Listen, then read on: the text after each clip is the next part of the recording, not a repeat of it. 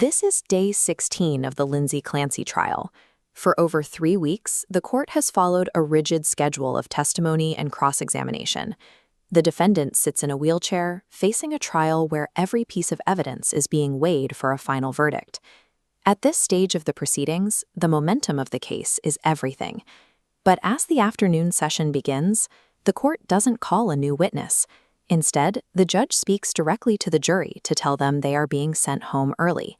The given reason is kept brief. The judge cites an unforeseen circumstance and immediately halts the day's progress. This sudden stop changes the environment of the trial.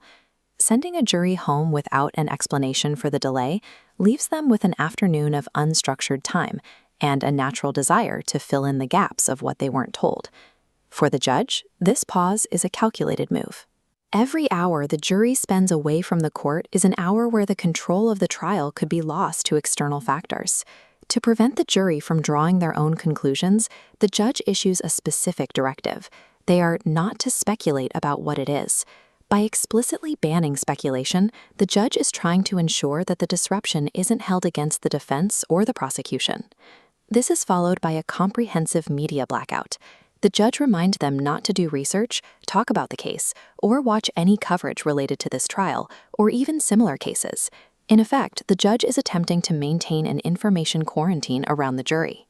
Without this boundary, the risk of a juror stumbling onto a social media thread or a news headline about the trial increases the moment they step outside the courtroom doors.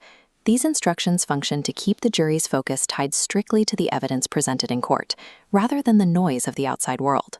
Before dismissing them, the judge adds a final reassurance, telling the jury they are still well within the timeline she originally provided.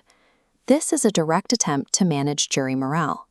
A long trial is a significant burden on a juror's career and personal life, and unexpected delays can cause immediate concern about the trial's end date. A juror worried about their job or resentful of the court's schedule is a liability. Maintaining their cooperation is essential for the trial to continue. The moment the jury leaves, the judge checks in with the attorneys to handle any remaining legal issues before the formal recess. While the law provides the framework for a trial, managing the people and the schedule is what allows that framework to function day after day.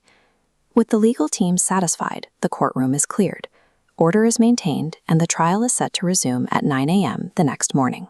Criminal trials are often portrayed through dramatic cross-examinations, but the reality of the legal system is frequently found in these quiet, procedural moments. Here, the judge used a brief monologue to neutralize a disruption that could have otherwise threatened the integrity of the proceeding.